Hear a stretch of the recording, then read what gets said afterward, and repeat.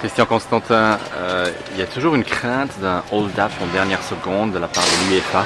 Non, non, non. Aujourd'hui, il n'y a pas de cette affaire réglée pour cette partie-là. L'UEFA a d'ailleurs écrit à la fédération écossaise que la compétence de qualification était à la fédération suisse et la fédération suisse a dû se prononcer à ce sujet en qualifiant nos joueurs.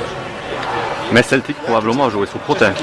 Mais même Lucerne a joué sous protège. Protège ne veut pas dire que tu as pour autant gagné une partie. Donc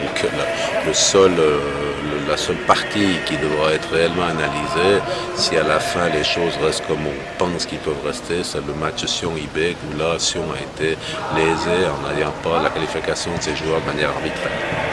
Qu'est-ce que ça signifie de jouer au Celtic Park pour un club comme la Session? Pour la Session, pour tous les clubs suisses, de pouvoir jouer au Celtic Park pour rentrer dans des clubs qui ont gagné la Coupe d'Europe des clubs champions. Donc il y en a peut-être une quinzaine.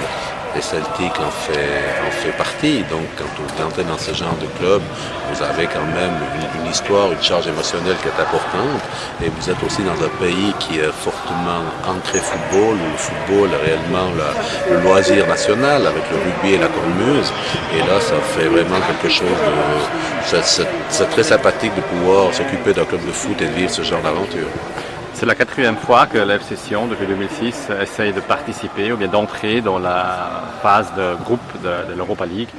C'est la bonne cette fois? J'en sais rien, vous savez, en champion, j'ai essayé 2 fois dans les années 90. Une fois, j'ai été éliminé contre Porto, quand la Ligue des Champions était à 8 équipes. Ça aurait dit qu'on était dans les 8 meilleures équipes d'Europe. Et puis une fois contre Galatasaray, quand la Champions était à 16 équipes. Cette fois, j'espère qu'on puisse avancer. Mais il reste 2 parties à jouer contre le Celtic, qui est un adversaire redoutable. Et pour le moment, je pense que le Celtic est plutôt favori par rapport à ça. Mais c'était un des buts de la saison, de participer à la phase de groupe. Qu'est-ce qui se passe si on n'atteint pas ce but? Des buts, c'est surtout une envie. Après, si on n'atteint pas ce but, la vie va continuer. Mais c'est surtout une envie de continuer en Coupe d'Europe, de marquer des points pour le pays, parce qu'on s'aperçoit que la Suisse continue à progresser, elle pourra raisonnablement installer une 2e équipe en Ligue des Champions. Et c'est important qu'on arrive à toutes les équipes suisses qui participent à la Coupe d'Europe d'aller le plus loin possible pour qu'on puisse monter ses points.